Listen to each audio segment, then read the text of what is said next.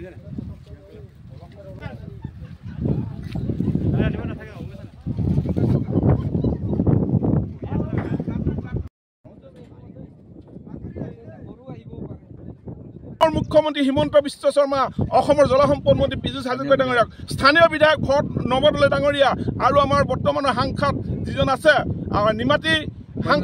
নিমাতী কন্যা নিমাতী সাংসদ সদনত এবাৰ মাত নপতা প্ৰধান বৰা ডাঙৰীয়াক আমি দাবী উত্থাপন কৰিছোঁ যে এই আমাৰ যিটো বলহেড আমাৰ চিচি টেকেলি পুতাৰ যিকেইটা বলহেড আছে এই বলহেডকেইটা স্থায়ী সুৰক্ষা কৰিবৰ কাৰণে অকল পাখুবাইনে নহয়, ইয়াৰ জৰিয়তে হয়তো আমাৰ বল্ডাৰ প্ৰটেকশ্যন কৰি হ'লেও ইয়াতে আমাৰ স্থায়ী সমাধান কৰিবৰ কাৰণে মই পুনৰবাৰ দাবী উত্থাপন কৰিছোঁ। আৰু যদি আপোনালোকে এনেধৰণে যদি ৰাখিব বিচাৰে, এনেধৰণে কাম কৰিব নিবিচাৰে, বাৰিষা সময়ত মাত্ৰ কাম কৰি আকৌ পুনৰ খৰালি যদি কাম নকৰে, তেতিয়াহ'লে আমি পুনৰবাৰ ঢকুৱাখানাৰ সকলো ৰাইজ প্ৰতিষ্ঠান সংগঠনৰ লগত লৈ আমি তীব্ৰ গণতান্ত্ৰিক আন্দোলন গঢ়ি তুলিবলৈ বাধ্য হ'ম। গতিকে মই পুনৰবাৰ অসমৰ মুখ্যমন্ত্ৰী আৰু অসমৰ জলসম্পদ মন্ত্ৰী পীযুষ হাজৰিকা ডাঙৰীয়াক বাৰে বাৰে অনুৰোধ কৰিছোঁ, বাৰে বাৰে আহ্বান ৰাখিছোঁ যে আপোনালোকে আহক,